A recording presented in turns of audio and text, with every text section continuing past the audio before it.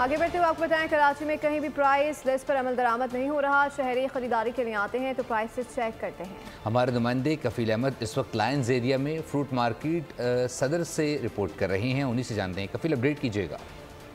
देखिए, मार्केटों के अंदर ना असिस्टेंट कमिश्नर्स हैं, ना ही डिप्टी कमिश्नर्स हैं, कोई नहीं है जो कीमतों पर अमल दरामद करा सके। इनकी जारी करता जो प्राइस लिस्ट है अव्वल तो कहीं है नहीं, और अगर कहीं है भी तो उससे कहीं 20 और कहीं 30 और कहीं 40 रुपए के डिफरेंस से चीज़ें फरोख्त की जा रही हैं। एक शहरी मुस्तफ़ा जो लिस्ट लेके मौजूद हैं, और मुस्तफ़ा साहब, किसी लिस्ट के हवाले जो आपने प्राइस पढ़े हैं, इस पे ये तमाम फल या यहाँ जो फ्रूट मौजूद है, सेब है, केला है, अमरूद है, और क्या कहेंगे उस पर है दस्तयाब?